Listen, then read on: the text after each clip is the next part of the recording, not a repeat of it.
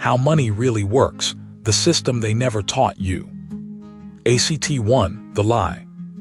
Most people spend their entire lives working for money without ever understanding what it actually is. Not the textbook definition. I'm talking about the real system, the invisible architecture that decides whether you build wealth or stay broke. Here's the thing. Nobody explains it because the people who benefit most from your confusion are the ones writing the rules. And in the next few minutes, I'm going to show you exactly how money really works. Let me ask you something. What is money? Most people say it's a medium of exchange, a store of value. That's technically true, but it's incomplete. Because here's what nobody tells you: money is just trust. It's a collective agreement. The dollars in your account have no intrinsic value. They're worth something only because everyone agrees they're worth something. If tomorrow morning everyone woke up and decided the dollar was worthless, it would be. The government couldn't stop it. That's not a flaw in the system. That is the system. The first illusion. Now here's where the first lie comes in. When you get a paycheck, you think you're receiving wealth. You're not. You're receiving a claim on wealth, a promise. And the value of that promise is constantly changing, not because of anything you did, but because of decisions made in rooms you'll never enter. Think of it like this. If you owned a house, and every year a small group of people got together and decided how much your house was worth, without ever seeing it, you'd call that insane. But that's exactly what happens with your money.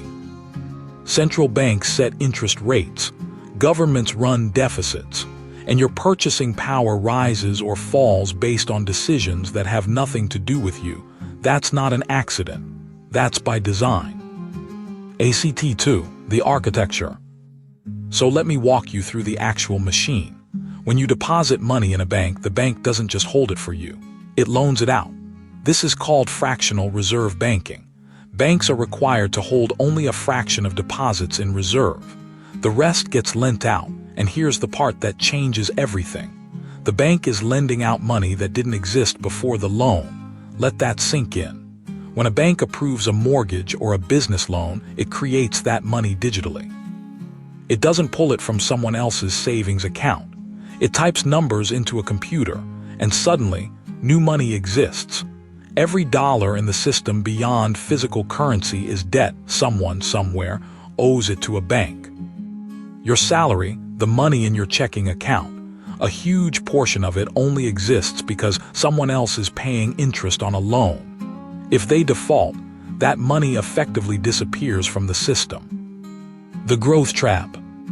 And here's where it gets darker. The system requires debt to grow.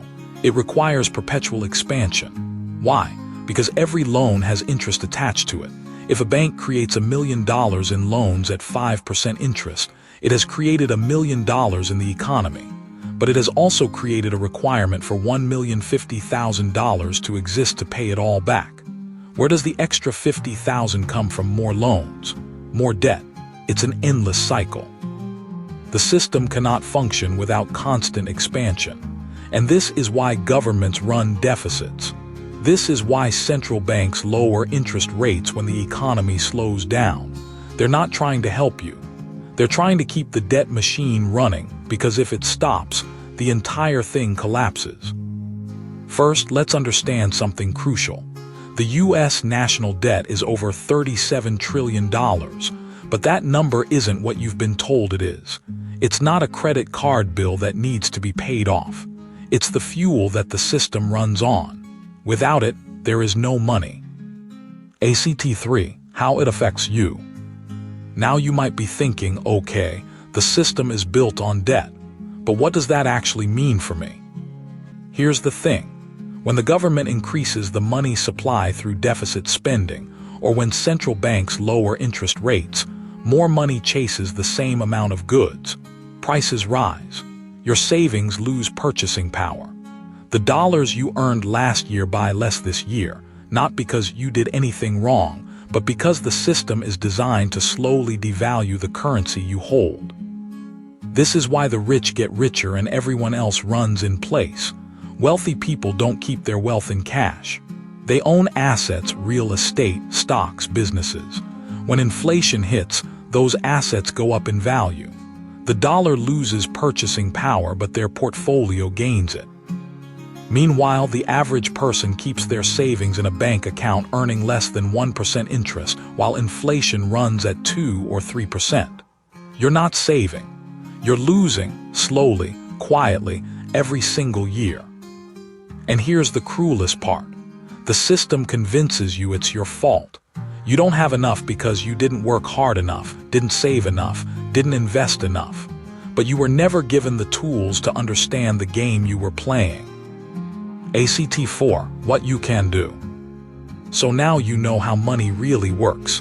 The question is, what do you do with that knowledge? First, understand that you cannot opt out. You live in this system, but you can stop playing by its rules. The single most important shift is this. Stop thinking of money as something you earn and spend, and start thinking of it as something you own and protect.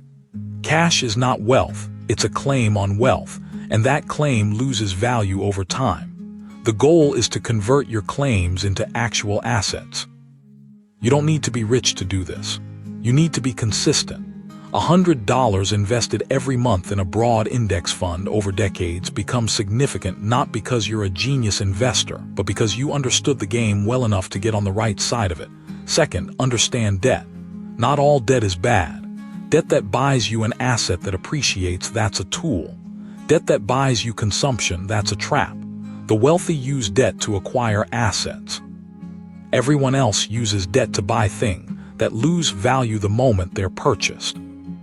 And finally, and this is the one nobody talks about, the most valuable asset you have is not your money. It's your ability to understand systems that other people ignore.